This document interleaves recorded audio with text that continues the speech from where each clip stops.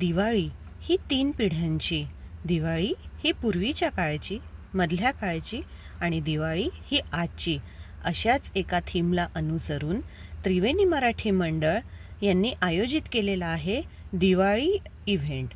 तो नुकताच सेलिब्रेट झालेला आहे आणि ब्लॉग थोडासा लेट येतो आहे, तर तो इव्हेंट कसा सक्सेसफुली पार पडला आणि दिवाळी ही 3 पिढ्यांची या थीमला अनुसरून सगळ्या पार्टिसिपंटनी कशा प्रकारे डान्सचे परफॉर्मन्सेस केले, नाटकांचं सादरीकरण झालं आणि कशा प्रकारचे सॉंग्स आम्ही घेतले होते। मी सुद्धा एक ग्रुप डान्स परफॉर्म केलेला आहे। सो आजचा व्हिडिओ त्यावरच अनुसरून असणार आहे की या इव्हेंटमध्ये कोणी काय काय सादरीकरण केलं आणि कशा प्रकारे तो इव्हेंट सक्सेसफुली पार पडला, या छोट्या छोट्या क्लिप्स मी तुम्हाला दाखवणार आहे। तर व्हिडिओ तुम्ही शेवटपर्यंत नक्की बघा।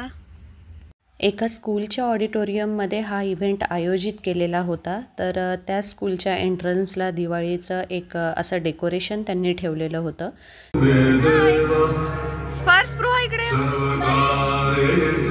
हेच ते ऑडिटोरियम होतं जिथे थोड्याच वेळात आता इव्हेंट सुरू होणार होता। भारतापलीकडे येऊन सुद्धा जेव्हा भारतासारखा ऑथेंटिक फराळ दिवाळीचा इथे खायला मिळतो त्यावेळेचा आनंद फारच वेगळा असतो। तर इव्हेंट सुरू व्हायच्या आधी सगळ्यांना असा फराळ त्यांनी दिलेला होता। मुलांसाठी ज्यूस, स्नॅक्स हे सुद्धा त्यांनी ठेवलेलं होतं। एवढा लाडू खाऊन बघा कसा झाला, खाऊन तर बघा कसा आहे। खूप मस्त मस्त यम्मी।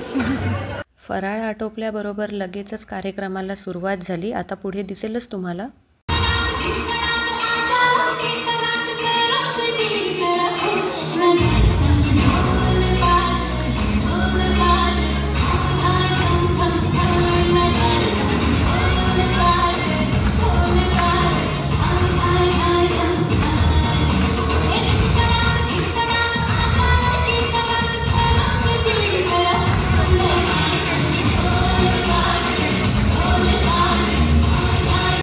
डान्स झाल्यानंतर मध्ये मध्ये त्यांनी काही स्किट्स पण परफॉर्म केलेले होते, तर त्याच्याही काही क्लिप्स मी इथे टाकत आहे।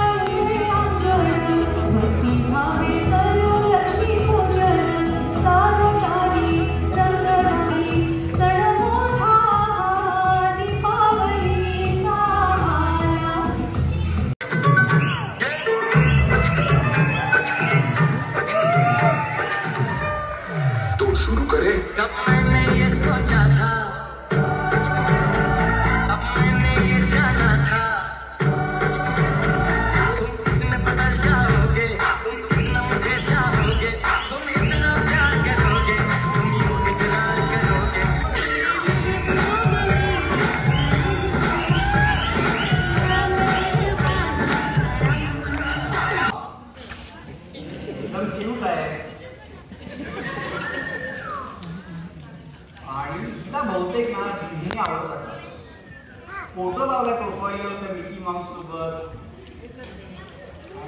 एज्युकेशन, अरे वा, सोलापूर मधून मेकॅनिकल इंजिनियर,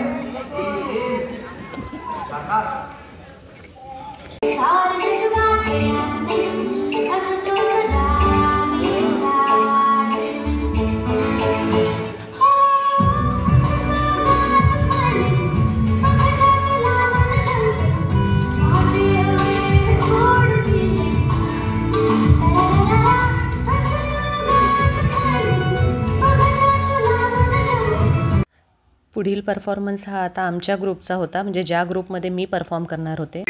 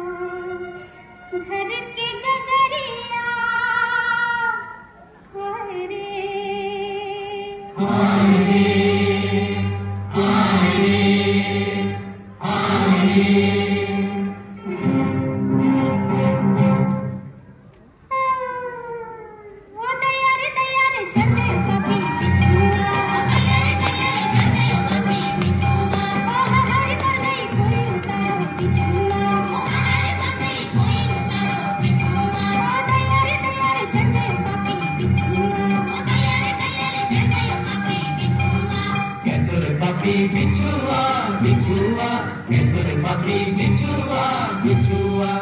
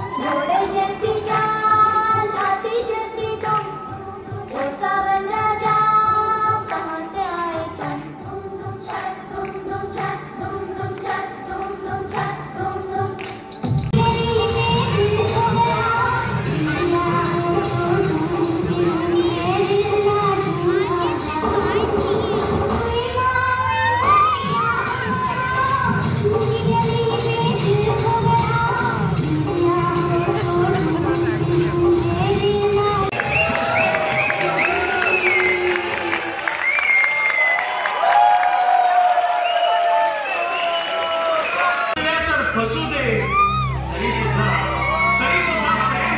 प्रेम म्हणजे प्रेम असतं.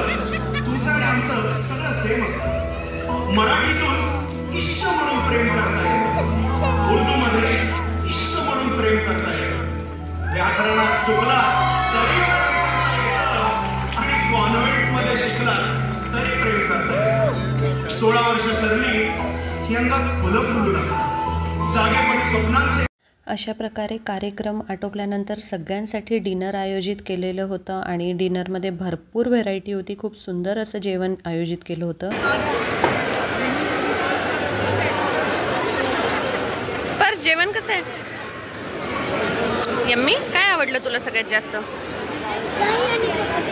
दही आणि पकोडे. अरे वा. तुला काय आवडलं स्पृहा?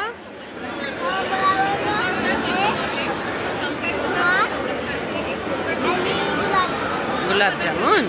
गुलाबजामुन तर आहेच नाही आज. जिलेबी होती बेटा ते. अशा प्रकारे खूप सुंदररित्या कार्यक्रम पार पडला आणि आता आम्ही घरी निघालेलो आहे.